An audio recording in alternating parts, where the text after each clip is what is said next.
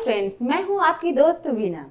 आज हम पढ़ेंगे पार्ट्स ऑफ स्पीच। जब भी हम ग्रामर पढ़ते हैं तो हमें पार्ट्स ऑफ स्पीच पढ़ना बहुत ही जरूरी होता है। तो हमें पार्ट्स ऑफ स्पीच पढ़ना है, इससे पहले जानना यह जरूरी है कि ये पार्ट्स ऑफ स्पीच होते क्या हैं, इसका मतलब क्या होता है। तो जब भी हम बात करते हैं या कोई सेंटेंस बोलते हैं तो हम लोग उसमें पार्ट्स ऑफ स्पीच इस्तेमाल करते हैं। इसे सिंपल टर्म में समझते हैं कि जैसे कि हम टीवी बनाते हैं तो उसमें छोटे छोटे पार्ट्स को जोड़कर टीवी बनता है। या समझिए कि हम लोग भाजी बनाते हैं तो उसमें हम लोग क्या क्या डालते हैं, हम लोग सब्जी डालते हैं, उसके साथ तेल डालते हैं, मसाले डालते हैं, टमाटर डालते हैं, लहसुन डालते हैं और प्याज, ये सब इंग्रेडिएंट का उपयोग करते हैं। तो इस प्रकार विभिन्न प्रकार के इंग्रेडिएंट मिलाकर हम भाजी बनाते हैं। उसी प्रकार जब हम सेंटेंस बोलते हैं तो उसमें भी हम लोग बहुत सारे इंग्रेडिएंट का इस्तेमाल करते हैं और जिसे कुछ नाम दिया गया है, जैसे कि noun, pronoun, verb, adverb, adjective, preposition, conjunction, interjection. तो ये सब इंग्रेडिएंट होते हैं किसी भी पार्ट्स ऑफ स्पीच के। तो आइए हम पहले उसका डेफिनेशन जानते हैं। In the English language, words have been divided into 8 parts according to their function and each part is called parts of speech। यानी कि उसके काम के हिसाब से उसे पार्ट्स ऑफ स्पीच को 8 भागों में बांटा गया। आइए देखते हैं ये पार्ट्स ऑफ स्पीच के भाग। हिंदी और इंग्लिश दोनों में ही पार्ट्स ऑफ स्पीच 8 होते हैं। तो पहला है नाउन यानी कि संज्ञा, दूसरा है प्रोनाउन सर्वनाम, तीसरा है एडजेक्टिव विशेषण, चौथा वर्ब क्रिया, एडवर्ब क्रिया विशेषण, प्रीपोजिशन संबंध सूचक, कंजक्शन संयोजक और लास्ट है इंटरजेक्शन यानी विस्मय आदि सूचक शब्द। तो एक एक करके सबके बारे में जानते हैं। सबसे पहला हमारा नाउन यानी कि संज्ञा। जैसे कि हम लोग बचपन से ही पढ़ते आ रहे हैं और इसके डेफिनेशन भी बहुत रटा है। Noun is the name of person, place और थिंग। तो डेफिनेशन से शुरू करते हैं। The name of person, place और थिंग इज कॉल्ड नाउन। यानी कि जो भी नेमिंग वर्ड है वो सब नाउन है। All naming words are called noun. जैसे एग्जाम्पल देखते हैं, ये कोमल, मोहन, राम, सीता, ये किसी व्यक्ति का नाम है। तो ये सब नाम जो है ये संज्ञा में आएगा। मुंबई, इलाहाबाद, लखनऊ, ये किसी स्थान का नाम है तो ये भी हमारा नेमिंग वर्ड है, तो ये भी नाउन होगा। टेबल, चेयर, बोर्ड, डस्टर, ये किसी थिंग का नाम है। तो ये सारे नेमिंग वर्ड है, किसी भी चीज का नाम, वो सब ये नाउन के अंदर आएगा। एक सेंटेंस द्वारा समझते हैं। Mohan is writing a letter. क्या आप बता सकते हैं इसमें कौन सा नाउन है? तो यहाँ पे मोहन किसी व्यक्ति का नाम है तो ये हमारा नाउन हो जाएगा। फिर राइटिंग ये वर्ब है। लेटर ये थिंग में आ जाएगा, ये भी नेमिंग वर्ड है, ये भी नाउन है। दूसरा देखते हैं। Shyam is singing a song. तो यहाँ पे श्याम एक नाम है, ये हो जाएगा हमारा नाउन, और सॉन्ग गाना। तो इस प्रकार यहाँ पे मोहन, लेटर, श्याम, सॉन्ग, ये नाउन आ गए। दूसरा है प्रोनाउन यानी कि सर्वनाम। डेफिनेशन है the word use in the place of noun. यानी कि जो शब्द संज्ञा के बदले में यूज करते हैं या काम में लाते हैं उसे हम लोग प्रोनाउन कहते हैं। तो एग्जाम्पल में है ही, सी, वह के लिए इस्तेमाल करते हैं। वी, हम, आई, मैं, दे, वे या वो, यू, तुम, योर, तुम्हारा। तो हम लोग कैसे प्रोनाउन का यूज करते हैं देखते हैं, एग्जाम्पल से समझते हैं। Ram is playing cricket.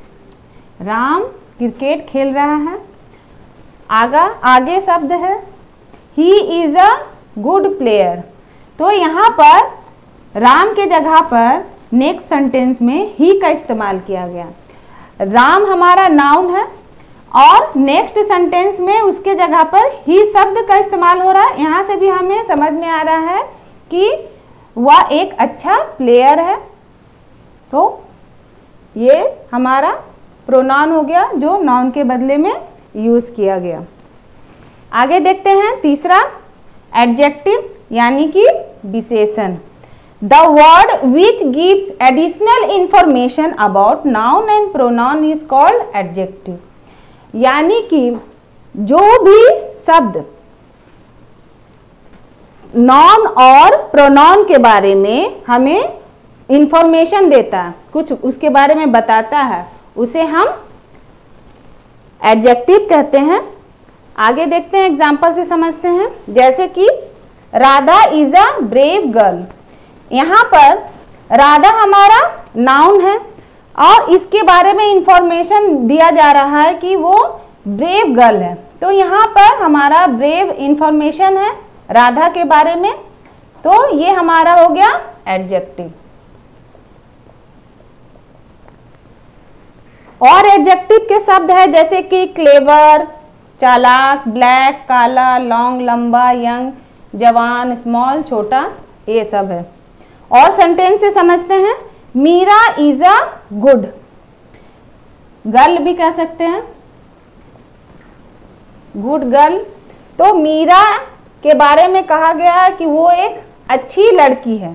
तो मीरा नाउन है हमारा और नाउन के बारे में बताया गया है कि वो एक अच्छी लड़की है, ये इंफॉर्मेशन है, तो ये हमारा एडजेक्टिव हो गया। आगे है सी इज क्लेवर। अब यहाँ पे मीरा के जगह पे यहाँ पे प्रोनाउन यूज किया गया है सी। अब ये प्रोनाउन के बारे में बता रहा है कि सी इज क्लेवर, यानी यहाँ नाउन हुआ, यहाँ प्रोनाउन हुआ, दोनों के बारे में इंफॉर्मेशन है। वो चालाक है, उसके बारे में इंफॉर्मेशन, ये हो गया हमारा एडजेक्टिव क्लेवर। आगे देखते हैं हमारा चौथा, वर्ब यानी कि क्रिया।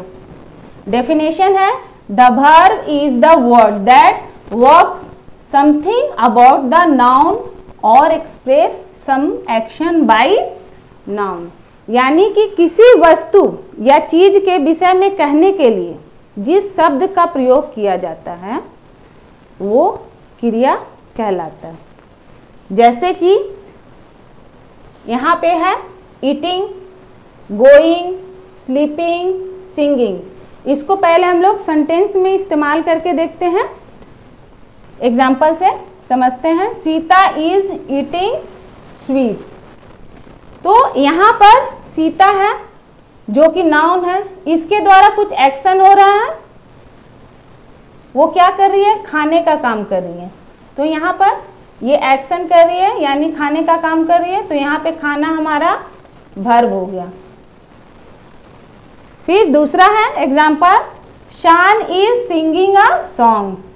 शान का क्या काम है, काम कर रहा है गाने का, गाना गाने का काम कर रहा है। तो हमारा ये जो एक्शन है गाने का, उसके द्वारा जो काम किया जा रहा है, तो ये हमारा हो जाएगा वर्ब। इस प्रकार नाउन के द्वारा किया गया काम हमारा हो गया वर्ब। आगे देखते हैं पांचवा, एडवर्ब यानी कि क्रिया विशेषण। सबसे पहले डेफिनेशन देखते हैं। An adverb is the word और group of words that shows the quality of the verb. These words give additional information about the verb, adjective and the other adverb in the sentence। यानी कि क्रिया को विश्लेषित करने वाला या विशेषता बतलाने वाले शब्द को क्रिया विशेषण कहते हैं। जो शब्द क्रिया के बारे में बताता है या फिर विशेषण के बारे में कुछ विश्लेषित करता है, बताता है, तो उसको हम लोग क्रिया विशेषण कहते हैं। जैसे एग्जाम्पल में आएगा स्लोली, फास्ट। इसका प्रयोग सेंटेंस में करके देखते हैं और समझते हैं। Gopal Yeats food slowly. तो यहाँ पर गोपाल खाने का काम कर रहा है, लेकिन खाने का काम कैसे कर रहा है? धीरे धीरे। तो यानी ये ईट खाने का काम वर्ब हो गया, ये वर्ब है ना, वर्ब कैसा काम कर रहा है? Slowly slowly. खाने का काम धीरे धीरे कर रहा है, तो ये जो स्लोली है ये वर्ब के बारे में बता रहा है, तो ये हमारा हो गया एडवर्ब। इसी तरह दूसरा एग्जाम्पल देखते हैं, the rabbit is running very fast. तो रैबिट का क्या काम है? दौड़ने का काम है, दौड़ रहा है रैबिट, ये हो गया हमारा वर्ब। लेकिन दौड़ने का काम कैसे कर रहा है? तेजी से। तो ये वर्ब के बारे में एक्सप्लेन कर रहा, बता रहा है, तो ये हमारा हो गया एडवर्ब। तो इस प्रकार हम लोगों ने देखा कि वर्ब की विशेषता बताने वाले शब्द हो गया एडवर्ब। छठा है प्रीपोजिशन यानी कि संबंध बोधक। सबसे पहले डेफिनेशन देखते हैं। Preposition has described the relationship between the noun, verbs, adjective. Preposition are words that also tell about the relationship of noun and pronoun with the other words of the sentence. यानी कि preposition जो है वो noun, verb और adverb के बीच में relation को बताता है। इसके अलावा preposition जो है वो नॉन और प्रोनाउन के बीच रिलेशनशिप को भी, सेंटेंस में जो भी रिलेशन है उसको भी बताता है और अदर वर्ड्स के साथ भी उसका रिलेशन को बताता है। आइए एग्जांपल देखते हैं। ये सब प्रीपोजिशन है in, upon, beside, into, under, between, on, behind, in front of. इसको हम लोग सेंटेंस से समझते हैं। पहला हमारा सेंटेंस है, Ram is sitting behind Shyam. यहाँ पर हमारा जो ये बिहाइंड है ये राम और श्याम के बीच में संबंध बता रहा है कि राम श्याम के पीछे बैठा हुआ है। बिहाइंड ये जो शब्द है ये जो है राम और श्याम के बीच संबंध को बता रहा है कि उसके पीछे बैठा है। दूसरा है, Mukul is playing in front of the house. यहाँ पर मुकुल और घर के बीच संबंध जो बता रहा है वो है इन फ्रंट ऑफ। ये जो वर्ड्स हैं ये मुकुल और इसके बीच के संबंध को बता रहा है। यहाँ पर ये प्रीपोजिशन है, यहाँ पर ये प्रीपोजिशन था। तो वो मुकुल है वो घर के सामने खेल रहा है। किसके सामने? तो घर के सामने। तो यहाँ पर मुकुल और घर के बीच में ये संबंध बता रहा है। हमारा जो अगला है 7 वो है कंजक्शन यानी समुच्चय बोधक। सबसे पहले डेफिनेशन देखते हैं। Words which do the job of joining two parts of sentences और two sentences are known as a conjunction. यानी कि जो शब्द किसी दो या दो से अधिक वाक्यों के भाग या वाक्यों को आपस में जोड़ते हैं उन्हें कंजक्शन कहते हैं। जैसे कि हमारा शब्द है वो एंड, बट, बिकॉज और भी है। इसको हम लोग सेंटेंस में यूज करके देखते हैं। पहला है, Gopal and Heera both are brothers. तो यहाँ पर हमारा ये जो एंड है ये गोपाल और हीरा दोनों को आपस में, वाक्य के भाग को आपस में जोड़ रहा है कि गोपाल और हीरा दोनों भाई हैं। दूसरा है, गिव मनी टू रोहन। ये एक सेंटेंस है, because he is a good person. ये दूसरा सेंटेंस है और दोनों सेंटेंस को आपस में जो जोड़ रहा है वो है बिकॉज। तो यहाँ पर बिकॉज और यहाँ पर हमारा एंड जो है वो कंजक्शन का काम कर रहा है। तो यहाँ पर ये वाक्यों के भाग को जोड़ा और यहाँ पर वाक्यों को जोड़ने का काम किया। हमारा लास्ट है 8वां, इंटरजेक्शन यानी कि विस्मय आदि बोधक।